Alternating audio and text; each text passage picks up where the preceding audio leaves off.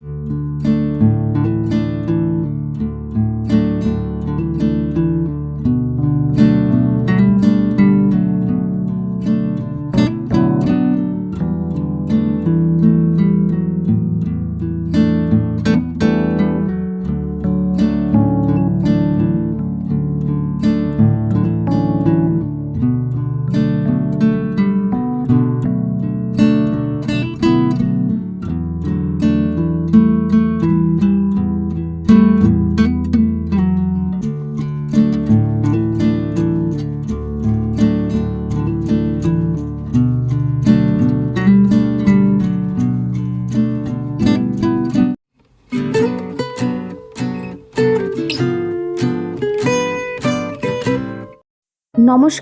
আমি মাম্পি। হোমমেকার মাম্পির আরও একটি নতুন ব্লগে আপনাদের সবাইকে স্বাগত জানাই।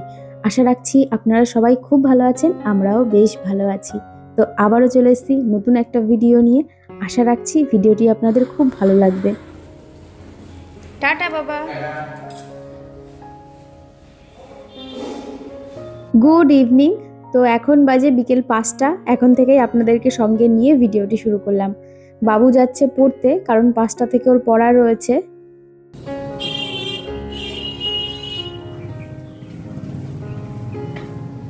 ওদিকে বাবু চলে গিয়েছে পড়তে, আর আমি এদিকে হাত পা ধুয়ে চেঞ্জ করে চলে এসেছি সন্ধ্যা দিতে। ওদিকে বাবু তো পড়তে চলে গিয়েছে। বাবু বাড়ি ঢুকবে সেই 9টার সময়, 9টারও পরে ঢুকবে, কারণ ওর পরপর দুটো পড়া থাকে, মানে 5টা থেকে 7টা, আবার 7টা থেকে 9টা পর্যন্ত পড়া থাকে, দুটো পড়া থাকে। একবারে পড়ে ও রাত 9টার পরেই বাড়িতে ঢুকবে। ওদিকে বিজয় বাবুকে পড়তে দিয়ে বাড়ি চলে এসেছে, তবে এখনো চা খাওয়া হয়নি। সন্ধ্যাটা দিয়ে তারপরে যাব চা করতে। এদিকে সন্ধ্যা দিয়ে বিজয়কেও চা দিয়েছি, তার পাশাপাশি আমিও চা নিয়েছি। তো চলুন বসে একটু জিরিয়ে চা খেয়ে নিই, তারপরে অনেক কাজ আমার জন্য অপেক্ষা করছে। আজকে রান্নাঘরটা একটু পরিষ্কার করে গোছানোর ইচ্ছা রয়েছে, তার পাশাপাশি অনেক মুদিখানা আনা হয়েছে, তো সেই গ্রসারিগুলোকেই অর্গানাইজও করব। এদিকে চা খেয়ে চলে এসেছি রান্নাঘরে। রান্নাঘরের আমার যে কর্নার শেলফটা রয়েছে বা কর্নার র্যাকটা রয়েছে, এটাকে টাইম টু টাইম ক্লিন করতেই হয়, কারণ ওপেন থাকে যেহেতু একটু নোংরা হয়। তবে আমি খুব ঘন ঘন পরিষ্কার করি, যে কারণে খুব বেশি নোংরা হয়ও না। আসলে ওই কর্নার শেলফটার ওপরে ম্যাক্সিমাম সময় আমি চায়ের কাপগুলো ধুয়ে রাখি, তো সেই কারণে কি হয়, নিচটাতে একটু জলের দাগ হয়ে যায় সাদা সাদা। সেই কারণেই ক্রসবাইট দিয়ে আর ডিশ লিকুইড দিয়ে খুব ভালো করে একটু ডলে পরিষ্কার করে নিয়েছি, দিয়ে ওয়াইপ দিয়ে ভালো করে মুছে নিচ্ছি। এদিকে খুব ভালো করে এই জায়গাটাতে 2-3 বার করে মুছে নিয়েছি। মুছে যে র্যাকটা ছিল সিঙ্কের নিচে খুব ভালো করে মেজে একটা শুকনো কাপড় দিয়ে ভালো করে মুছে আবার জায়গা মতো রেখে দিচ্ছি। এবার যে কন্টেনারগুলো সব ওই র্যাকটার উপরে ছিল, সেগুলোকে তোয়ালে দিয়ে ভালো করে মুছে রেখে দেব। আমার যে অয়েল কন্টেনারগুলো রয়েছে, সেগুলো টাইম টু টাইম যেহেতু খুব ভালো করে পরিষ্কার করা হয়, সেই কারণে খুব একটা বেশি নোংরা হয়ও না। আসলে রান্নাঘরকে যদি টাইম টু টাইম ক্লিন না করা হয়, তাহলে দেখবেন রান্নাঘরটা ভীষণ তেল চিটচিটা হয়, আর খুব নোংরা পড়ে, আর দেখতেও ভীষণ বাজে লাগে, আর সেই রান্নাঘরে ঢুকতে বা কাজ করতেও বিরক্তি লাগে। আর সেই রকম নোংরা অপরিষ্কার রান্নাঘরে দেখবেন প্রচণ্ড পরিমাণে আরশোলার উপদ্রব তো হবেই, তার সঙ্গে আরও বিভিন্ন রকমের পোকামাকড়েরও উপদ্রব হবে। আসলে শুধু রান্নাঘরই নয়, রান্নাঘরের পাশাপাশি যে জায়গাগুলো দেখবেন খুব কম প্রয়োজন পড়ে বা যে জায়গাগুলোতে হাত কম পড়ে, পরিষ্কার টাইম টু টাইম হয় না, সেই কর্নারগুলোতেই পোকামাকড়ের উপদ্রবটা বেশি হয়। আর এমনিতেও আমার আরশোলার প্রতি যে কি একটা শত্রুতা রয়েছে কি আর বলবো। আরশোলা দেখলে আমার প্রচণ্ড ঘিন করে গা। সেই কারণেই আমি সবসময়ের জন্য রান্নাঘরটা খুব পরিষ্কার পরিচ্ছন্ন রাখি। আমার রান্নাঘরে কোনো দিন আপনারা আরশোলা দেখবেন না। যাই হোক, ওদিকে র্যাকটা পরিষ্কার করে কর্নারটা পরিষ্কার করে সব কন্টেনারগুলো মুছে রেখে দিয়েছি। আর এই যে কাজু আর কিশমিশের যে কন্টেনার দুটো, এই দুটো খালি হয়ে গেছিলো, ধুয়ে রেখে দিয়েছিলাম ওবেলাতেই, তারপরে শুকনো কাপড় দিয়ে ভালো করে মুছে আবার কাজু আর কিশমিশটাকে ঢেলে রাখছি। আর ওদিকে যে আলমন্ডের কন্টেনারটা রয়েছে, আলমন্ড যেহেতু এখনও রয়েছে, সে কারণে ওটা আর কোনো কিছু করিনি, ওটা উপর থেকে মুছে রেখে দিয়েছি। আবার ওটা যখন খালি হয়ে যাবে, ওটাকেও ধুয়ে পরিষ্কার করে তারপরে আবার রিফিল করে রাখবো। আর আমার যে ড্রাই ফ্রুট কন্টেনারগুলো রয়েছে সেগুলো আমি এই নিচের যে র্যাকটা রয়েছে তো এই র্যাকটাতেই রেখে দিই, কারণ একদম হাতের সামনে থাকে আর প্রত্যেক দিন যেহেতু লাগে সেই কারণেই হাতের সামনে রেখে দিই। আমরা প্রত্যেক দিন সকালবেলায় আলমন্ড আর কিশমিশ ভেজানো খাই, সেই কারণেই সামনের ওপর রেখে দিলে সুবিধাও হয়। আসলে সামনের ওপর যদি আলমন্ড আর কিশমিশটা থাকে তাহলে রাত্রিবেলায় ভেজানোর কথা আমার মনে থাকে, না হলে অনেক দিন এরকম খেয়াল করে দেখেছি সামনের ওপর না থাকলে আমার মনেও থাকে না, সেই কারণেই চোখের সামনে রেখে দিই। যাই হোক, এখানে তো গুছিয়ে নিয়েছি, তারপরে আমি একটা মানি প্লান্ট গাছ এখানে পাশে রেখে দিলাম। এতে রান্নাঘরটা বেশ সুন্দর লাগবে দেখতে। রান্নাঘরে একটু সবুজ থাকলে এমনিই ভালো লাগে দেখতে। রান্নাঘরের এই কর্নারটা গোছানোর পরে কেমন লাগছে বলুন তো? আমার কাছে তো খুব সুন্দর লাগছে। আর এদিকে মাসের মুদিখানাগুলো বিজয় এনে রেখেছে। যদিও মাস হিসেবে আমাদের মুদিখানা আনা হয় না, যখন শেষ হয়ে যায় তখনই নিয়ে আসে। আর একটু বেশি কোয়ান্টিটিতে নিয়ে আসে, যে কারণে আমার অনেক দিন চলে যায়। যে কোনো জিনিস নিয়ে আসলে সেটা টাইমের ওপর নির্ভর করে, কোনোদিন 1 মাস চলে যায়, কোনোদিন 15 দিনে শেষ হয়ে যায়, আবার কোনো জিনিস আবার 1.5 মাসও হয়ে যায়।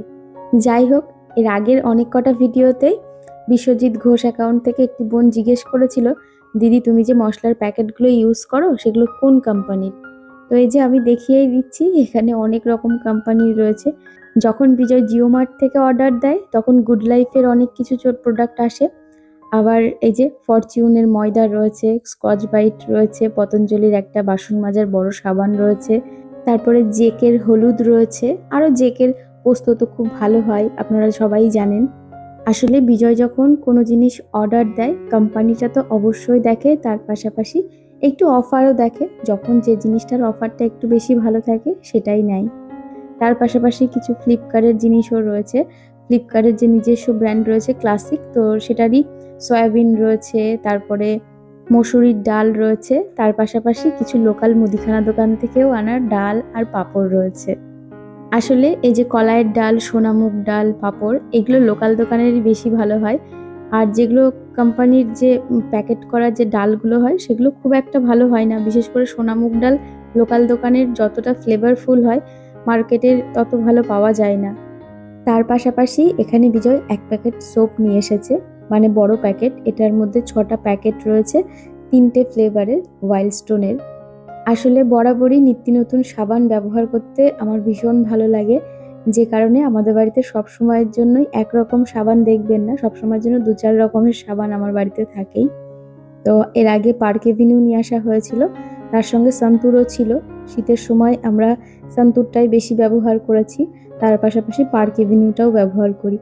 পার্ক এভিনিউ, তারপরে ওয়াইল্ড স্টোন, এইগুলো বাথরুমের মধ্যে একটা সাবান রাখলে পুরো বাথরুমে এত সুন্দর ফ্রেগ্রেন্স হয়ে থাকে, যেন মনে হয় রুম ফ্রেশনার বা বাথরুম ফ্রেশনার ইউজ করা হয়েছে।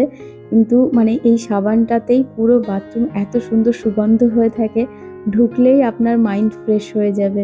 এমনিতেই আমার কাছে বাথরুম মানে একটু বেশ ফ্রেশ থাকতে হবে, পরিষ্কার পরিচ্ছন্ন নিট ক্লিনের পাশাপাশি একটু বেশ সুগন্ধ হয়ে থাকলে আমার নিজের কাছেই ভীষণ ভালো লাগে। ওদিকে যে কন্টেনারগুলো খালি রয়েছে তো সেগুলো ভরার জন্য সব মুদিখানাগুলো নিয়ে এসেছি। আর বাকিগুলো যেগুলো ভর্তি রয়েছে, মানে যেগুলোর এখন প্রয়োজন নেই, সেইগুলো সব মুদিখানাগুলো একটা বাকেটে করে আমি রেখে দিই। আপনারা তো দেখলেনই বাকি মুদিখানাগুলো আমি একটা বাকেটের মধ্যে গুছিয়ে রেখে দিয়েছি। আর এই যে এগুলো এখন ঢেলে নিচ্ছি, ডাল টালগুলো সবই কন্টেনার খালি হয়ে গেছে, সেজন্য এইগুলো আবার সব ঢেলে জায়গা মতো গুছিয়ে রাখবো। আসলে সংসারে যদি সমৃদ্ধি ধরে রাখতে চান তাহলে আপনাকে একটু হিসাবি আর একটু বুদ্ধিমত্তা কাজে লাগাতেই হবে। আমাদের বাড়িতে যখন মুদিখানা আনার হয়, বিজয় কি কি লাগবে বিজয়কে আমি একটা লিস্ট করে দিই যে এইটা শেষ হয়ে গেছে, ও সেই জিনিসগুলো কোথায় কি অফার রয়েছে। ইভেন এমন অনেক জিনিস থাকে যে জিনিসগুলো হয়তো এখন প্রয়োজন নেই, 2-1 দিন পর প্রয়োজন হবে, তো সেগুলো ও দেখলে পরে আমাকে জিজ্ঞেস করে যে তোমার কি এটা এখন লাগবে। আমি যদি বলি যে না আর 2 দিন পরে লাগবে, তখন ও কি করে যে লাগবেই যতক্ষণ তাহলে একটু অর্ডার দিয়েই দিই।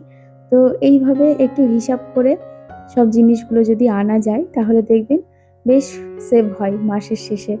আসলে আমরা যখন কোনো জিনিস কিনি সেটা কোয়ালিটির পাশাপাশি প্রাইসটাও দেখে নিই। কিছু জিনিসের প্রাইস দেখবেন অনলাইনে কম হয়, আবার কিছু জিনিস দেখবেন অফলাইনে কম পাওয়া যায়। তো সেইভাবেই আমরা মিলিয়ে মিশিয়ে কেনার চেষ্টা করি। আর অবশ্যই সবার প্রথম প্রায়োরিটি আমাদের থাকে সেটা হচ্ছে কোয়ালিটিটা। যে জায়গায় যে জিনিসটা বেশি ভালো পাওয়া যায় তো আমরা সেখান থেকেই সেই জিনিসটা নিই। যাই হোক, এদিকে মুদিখানাগুলো সব গুছিয়ে জায়গা মতো রেখে দেব। আর আজকে রাত্রের খাবারে বানাবো হচ্ছে ফিশ তন্দুরি। আজকে দুপুরবেলাতেই সমস্ত কিছু ম্যারিনেট করে রেখে দিয়েছিলাম। অনেক দিন ধরেই বিজয় বলছিল যে পমফ্রেট মাছের ফিশ তন্দুরি খাবো, তো সেই জন্যই সমস্ত কিছু ম্যারিনেট করে রেখে দিয়েছিলাম। আর এই যে আগারোর এয়ার ফ্রায়ারটি রয়েছে, তো তার মধ্যে আমি একটা অ্যালুমিনিয়াম ফয়েল বিছিয়ে নিয়েছি, তারপরে একটু সর্ষের তেল মাখিয়ে নিয়েছি। আর এই যে দেখতেই পাচ্ছেন, আমি পমফ্রেট মাছটাকে খুব ভালোভাবে ওবেলাতেই ম্যারিনেট করে রেখে দিয়েছিলাম। ম্যারিনেট করে ফ্রিজে রেখে দিয়েছিলাম, ফ্রিজ থেকে বের করে এবার সব পরপর সাজিয়ে দেব। আজকেই ফার্স্ট টাইম আমি ফিশ তন্দুরি করেছিলাম, তবে সত্যি বলতে এত ভালো খেতে হবে আমি ভাবতেই পারিনি। এত টেস্ট হয়েছিল ভালো, কি বলবো। ওদিকে মাছগুলোকে সব পরপর বিছিয়ে নিয়েছি, তারপরে যে গ্রেভিটা ছিল সেই গ্রেভিটাকেও একদম মাছের ওপর দিয়ে খুব সুন্দর করে লাগিয়ে নিয়েছি। এবার এই যে আগারোর এয়ার ফ্রায়ারটি রয়েছে এর মধ্যে দিয়ে 180 ডিগ্রিতে 15 মিনিটের জন্য আমি বসিয়ে দেব। আগারোর যে এই এয়ার ফ্রায়ারটি রয়েছে এটা এত ইউজফুল, কোনো রকম তেলের প্রয়োজন পড়ে না রান্না করতে গেলে, খুব উপকারী। আপনারা যদি এই প্রোডাক্টটি পারচেস করতে চান আমার ডিসক্রিপশনের লিংক দেওয়া থাকবে, চাইলে ওখান থেকে বাই করতে পারেন। যাই হোক, এখানে দেখতেই পাচ্ছেন কত সুন্দর আমার ফিশ তন্দুরি হয়ে গেছে। এখন আমরা ডিনার করব, তো চলুন ভিডিওটা আর বেশি বড় করব না। আর আজকের ভিডিওটা আপনাদের কেমন লাগলো অবশ্যই কমেন্ট করে জানাবেন। ভালো লাগলে একটি লাইক করবেন, আর যারা নতুন বন্ধুরা আছেন সাবস্ক্রাইব করে আমার পাশে থাকতে পারেন। আবারও দেখা হবে নতুন একটা ভিডিও নিয়ে। ততক্ষণ সুস্থ থাকবেন, ভালো থাকবেন, টাটা, গুড নাইট।